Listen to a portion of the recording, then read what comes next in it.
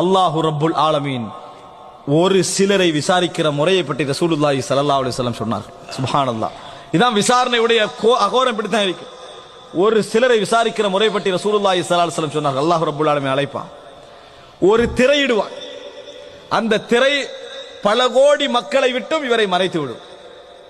அந்த திரை பல கோடி மக்களை விட்டு மறைத்து விடும். ரசூல் ஸல்லல்லாஹு அலைஹி வஸல்லம் சொன்னார்கள், அல்லாஹ் அந்த பாவங்கள் எல்லாம் ஏட்ட எடுத்து போடுவான். ஏட்ட கையில் எடுப்பான். அத்தஅரிஃபு தம்ப கதா, இந்த பாவம் உனக்கு ஞாபகம் இருக்கிறதா என்று கேட்பான் அல்லாஹ். அத்தஅரிஃபு தம்ப கதா, இந்த பாவம் உனக்கு ஞாபகம் இருக்கிறதா? சுப்ஹானல்லாஹ். அன்புள்ள அல்லாஹ்வுடைய விசாரணை நினைச்சு பாருங்க பாவம். அந்த நிமிடத்துல நம்ம தப்பு வைக்க எந்த சந்தர்ப்பம் இல்லைன்னா எப்படி இருக்கும்? அத்தஅரிஃபு தம்ப கதா, அல்லாஹ் கேட்டுக்கண்ட ரசூல் அங்க சொல்றாங்க, என்ன பதில் சொல்வார் தெரியுமா? ஐ நஅம் ரப்பி, ஐ நஅம் ரப்பி, இறைவா தெரியும், ஏற்றுக்கொள்றேன். ஹத்தா இதா கர்ரரஹு பிதுனூபிஹி, ஒவ்வொரு பாவமா சொல்லி சொல்லி அவனை ஏற்றுக்கொள்ள வைப்பான்ல. ஞாபகம் இருக்கிறதா, ஞாபகம் இருக்கிறதா, ஞாபகம் இருக்கிறதா, ஏற்றுக்கொள்கிறாயா, ஏற்றுக்கொள்கிறாய் என்று சொல்லிட்டே வருவான்.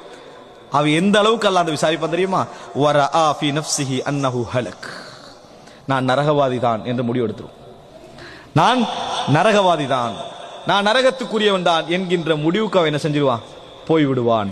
அந்த நேரத்தில் அல்லாஹு தஆலா சொல்வான், சதர்துஹா அலைக ஃபித் துன்யா, உலகத்திலேயே நான் உனக்கு இந்த பாவங்களை மறைத்தேன், மக்களை விட்டு உன்னை என்ன செஞ்சிட்டேன்? மூடிவிட்டேன்.